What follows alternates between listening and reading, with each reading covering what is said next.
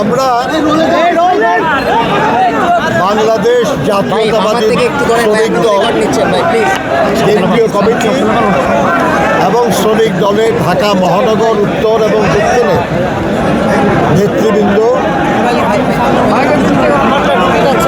আমরা এসেছিলাম আমাদের নেত্রী, বাংলাদেশের গণমানুষের নেত্রী, গণতন্ত্রের মাতা দেশনেত্রী বেগম খালেদা জিয়ার কবর জিয়ারত করার জন্য, তার স্মৃতির প্রতি শ্রদ্ধা জানানোর জন্য। এখানেই শায়িত আছেন আমাদের শ্রমিক দলেরও প্রতিষ্ঠাতা শহীদ রাষ্ট্রপতি জিয়াউর রহমান বীর উত্তম।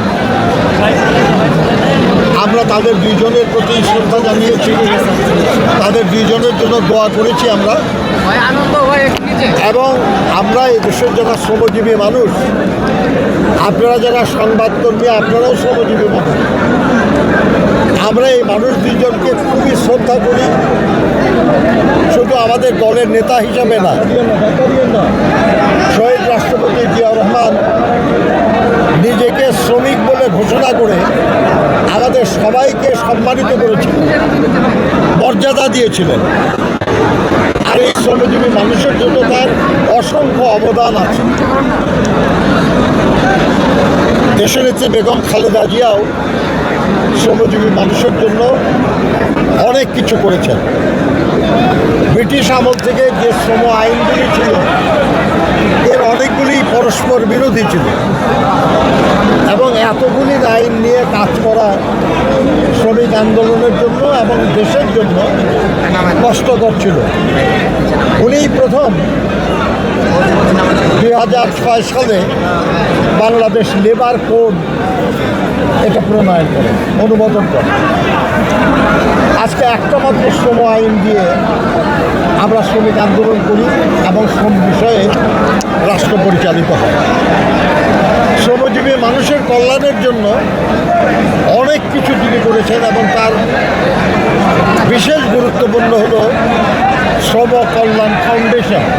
আজ কোটি কোটি টাকা সেই তহবিলে এবং তা দিয়ে দুস্থ শ্রমিকদের জন্য কল্যাণমূলক কাজ করা হয়।